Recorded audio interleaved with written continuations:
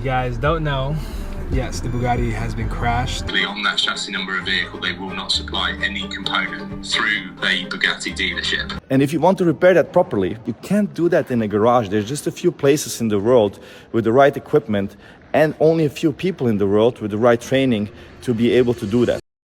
A crashed Bugatti should be the end of the story. These cars aren't meant to be rebuilt outside the factory, and once they're written off, they tend to disappear without much noise. But this one didn't. This wrecked Bugatti ended up in the hands of YouTuber Mat Armstrong, and he made a call almost nobody would make with a car like this. He decided to rebuild it himself, without factory backing and without Bugatti signing off on it. That choice changed everything. Parts suddenly weren't available. Repair costs shot up fast. Bugatti stepped in and made it clear they didn't believe this car should ever go back on the road. And just like that, it stopped being a simple rebuild. It turned into a very public standoff between a YouTuber and one of the most exclusive car brands in the world, with a $6 million Bugatti right in the middle.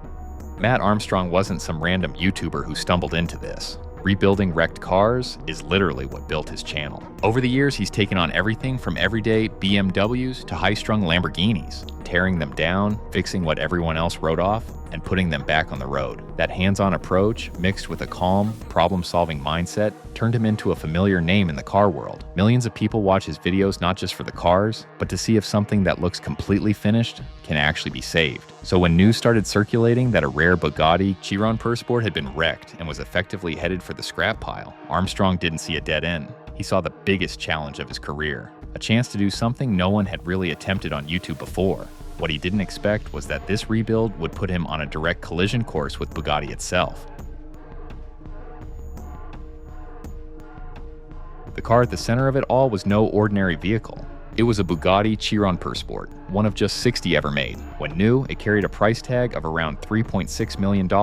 And on the collector market, its value has often been placed much higher. With 1,500 horsepower and extreme engineering throughout, it's about as exclusive as modern cars get. That's why the crash shocked so many people. The Persport, owned by Florida-based influencer Alex Gonzalez, was involved in what should have been a minor accident, colliding with the back of a small truck worth only a few $1,000s. Despite the low speed, the damage to the Bugatti was severe. The front end was crushed, carbon fiber panels were shattered, airbags were deployed, and key structural components were damaged, including sections of the front frame. Early inspection suggested that nearly everything ahead of the windshield was destroyed, and there were even concerns about cracks in the carbon fiber monocoque chassis.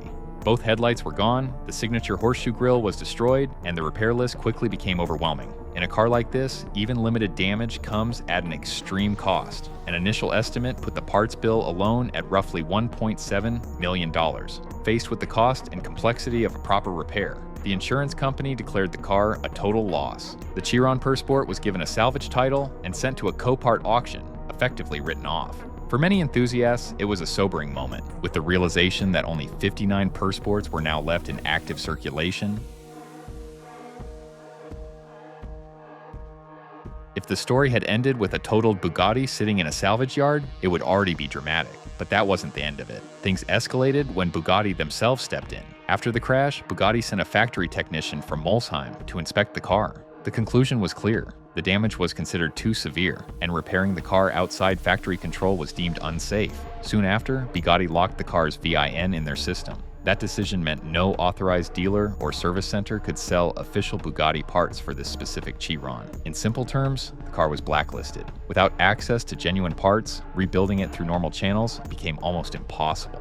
This isn't unusual for Bugatti. When a car is judged beyond safe repair, the company cuts off support to prevent unsafe rebuilds and protect both drivers and the brand's reputation. For Mat Armstrong, this changed everything. He had already heard about the wreck early on and flew to Miami to see the car in person, hoping to secure it before it disappeared for good. Even the journey hinted at trouble ahead, with a minor traffic accident involving one of his team on the way. When Armstrong finally saw the Sport, the damage didn't scare him off. He had rebuilt heavily damaged supercars before. What stopped him was Bugatti's firm refusal to sell parts under any circumstances. In one of his videos, Armstrong explained that the VIN had been fully locked, leaving him shocked at how far Bugatti was willing to go. At that point, there was only one official option left. The car would have to be shipped back to Bugatti's factory in France for an approved rebuild, a process rumored to cost nearly as much as buying another Chiron outright. It was at this dead end that the situation spilled into public view.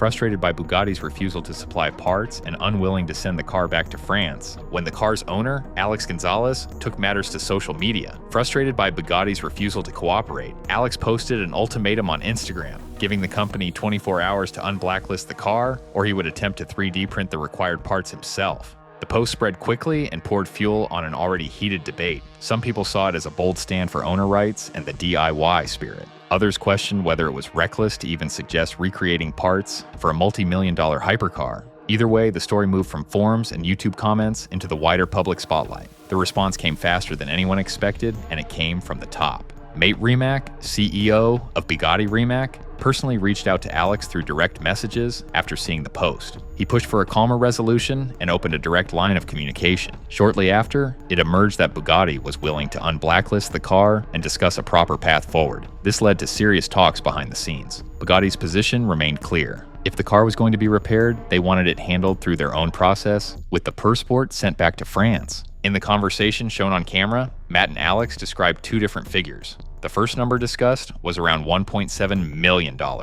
Later, Alex says Bugatti came back with a second offer in the region of $600,000 to $700,000, with Bugatti carrying out the work and standing behind the result. Even though that second offer sounded far more realistic, Alex still didn't take it. The issue wasn't only the price, it was control and uncertainty. Alex didn't want to hand the car over to France with no clear timeline and no guarantee that extra costs wouldn't appear once the car was in Bugatti's possession. Matt even says that when something looks too good to be true, it can come with strings attached. He also suggests the big price change showed how much Bugatti wanted the car back to protect the brand. So instead of shipping the Persport back to France and ending the story there, Alex chose the risky route, keep the car in Miami and attempt an independent rebuild. With the factory route rejected, Alex handed the wrecked Persport over to Mat Armstrong with a simple but high-risk goal: try to fix it outside Bugatti's system. Armstrong accepted, fully aware of what he was taking on. He now had a 1 of 60 hypercar in pieces, no access to official parts, and an audience watching closely to see if the impossible could actually be done. The early rebuild videos showed just how hard that task would be. As Armstrong's team stripped the damaged front end, they uncovered problems far beyond cracked body panels. What first looked like a small crack in the gearbox housing turned out to be major structural damage, with serious tears in the transmission mounts. These were the kind of issues normally handled with factory equipment, not in an independent workshop. Each new discovery reinforced Bugatti's argument that the car would need to be taken apart at the factory to be repaired properly. Still, Armstrong kept going. He sourced what he could through secondary channels and began digging into part numbers, looking for alternatives. In one video, he noted that some components, like certain airbags, shared part numbers with much more common cars, such as the Audi A3. It suggested that a few items might be replaceable without going through Bugatti, offering a small sense of progress, even if most parts remained out of reach. As the rebuild continued, the story spread fast through the car community. People were stunned by the idea of a YouTuber attempting a repair that insurance companies had written off. The narrative of a creator taking on a hypercar giant caught fire online. When one of Armstrong's update videos passed 6 million views in just a few days, it was clear this was no longer a private project. The attention brought massive support, but it also ensured that Bugatti's leadership could no longer ignore what was happening. As the rebuild video spread and debate intensified online, Mat Armstrong decided to address the situation about his brand publicly. In January 2026, the Bugatti Rimac CEO released a video statement explaining the company's position. His tone was calm but firm. He began by pushing back on what he called widespread misinformation about Bugatti repair costs, saying many viral claims were simply wrong. Let's do a little bit of myth-busting today. There's been lots of talk online about Bugatti's service, repair, and maintenance costs recently online, and most of what you hear is simply not true.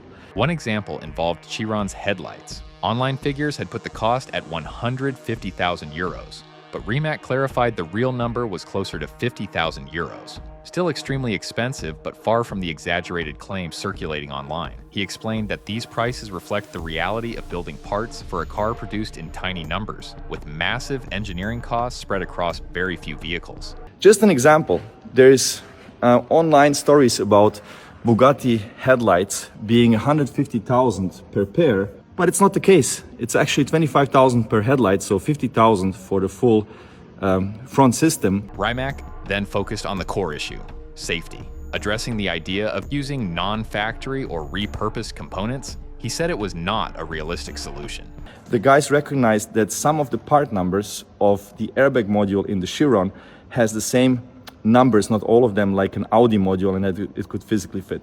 So if it fits on the same bolts and you put it in the Chiron now, just because it has the same Audi part, and then someone just puts randomly leather over it, it's really dangerous. While Bugatti does use advanced manufacturing, many Chiron components require exotic materials, precise tolerances, and complex testing that simply can't be replicated outside the factory. Even parts that appear shared with regular cars can behave differently in a hypercar environment. He pointed to the airbag discussion as an example. While the part numbers may match those used in an Audi, Bugatti discovered during testing that factors related to crash dynamics and calibration could affect deployment. Small details invisible to most rebuilders were engineered specifically to keep occupants safe. Ignoring those details could have serious consequences. Importantly, Rimac made it clear this wasn't personal. He openly praised Mat Armstrong, saying he respected his passion and enjoyed his content, but he drew a hard line when it came to structural repairs on a car like the Chiron. Damage to the carbon fiber monocoque and drivetrain, he argued, was not something that could be responsibly handled outside the factory. And no disrespect to Mat Armstrong, I think he's doing amazing things. He's a great guy and all of that. Like, I also follow his videos, all good. But we just don't think it's safe. Rimac ended by confirming that Bugatti's offer to rebuild the car at the factory was real and still stood. He described it as fair and reiterated that it was the safest way to protect the car's future value and usability. While he hinted that social media attention may have influenced the owner's decision, he left the door open. If the car ever returned to Bugatti, they were still willing to fix it properly. With that, Bugatti's stance was clear. This wasn't about ego or control, but about safety, responsibility, and preserving one of the most complex cars ever built. At its core, the clash between Mat Armstrong and Bugatti comes down to a familiar debate in the car world: the right to repair versus the responsibility of building extreme machines. From Armstrong's side, the logic is straightforward. If you own the car, you should be allowed to fix it. His rebuilds appeal to people who believe that with enough skill and effort, no car is truly beyond saving. That underdog mindset, an independent builder challenging a global manufacturer, is a big part of why the story resonates. Bugatti's view is rooted in safety and long-term responsibility. When a company builds a 1,500 horsepower car capable of extreme speeds, even small repair mistakes can have serious consequences. From their perspective, a heavily damaged hypercar repaired outside factory control isn't just risky for the owner, it could be dangerous for anyone who drives it in the future. There's also the question of brand integrity. A poorly repaired Bugatti that later fails would still reflect on the company. That's why Bugatti locked the VIN and refused parts support, making it clear they could only stand behind the car if they repaired it themselves. Other hypercar brands have taken similar positions in the past. The debate over repair costs only added fuel to the fire. While early estimates sounded outrageous, Bugatti argued those figures reflect the reality of developing and certifying parts for cars built in tiny numbers, often with years of maintenance included from the start. In the end, this wasn't merely about one broken car. It was about where the line should be drawn between personal freedom and manufacturer responsibility when the car involved operates at the very edge of what's possible. The controversy quickly spilled into the wider car community, and reactions were sharply divided. Many viewers rallied behind Mat Armstrong, praising the determination to save a rare car that would otherwise be written off forever. From this side, Bugatti's refusal to sell parts felt overly strict and elitist. Once the car was totaled and sold, they argued, the new owner should be free to try and rebuild it. Supporters pointed to Armstrong's past rebuilds and believed that if anyone had a chance of bringing the Persport back, it was him. Others, especially experienced collectors and industry voices, largely sided with Bugatti. On forums and Reddit, many argued that turning down the factory's rebuild offer was a serious mistake. A $600,000 factory repair was seen as more than reasonable. To them, a Bugatti rebuilt outside the official network would always carry doubt. Future buyers value factory certification, and a DIY repaired Persport could suffer heavily in resale value, regardless of how well it runs. Some also questioned the motivations behind pushing ahead independently. Critics suggested that the rebuild's massive online attention played a role, and that the content value of a YouTuber versus Bugatti storyline outweighed the practical benefits of a factory repair.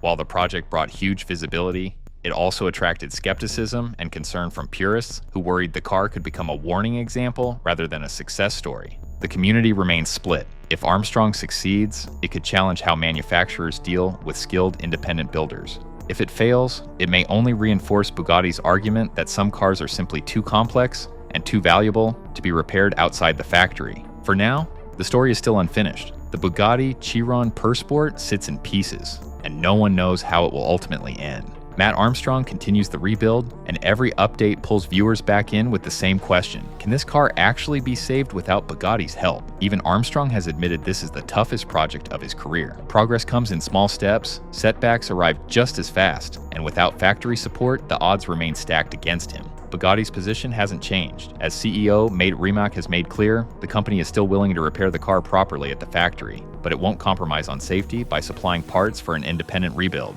The offer remains open, leaving the final call with the owner. That's what makes this story so compelling. It's no longer just about fixing a damaged hypercar. It's about who gets the final say over a machine like this, and what happens when passion, pride, and principles collide. So how does it end? A triumphant comeback that proves the underdog right, or a hard reminder that some cars can only be reborn by the people who built them? For now, the world is watching, waiting to see if this fallen Bugatti will ever rise again. Tuna, no crust, signing off.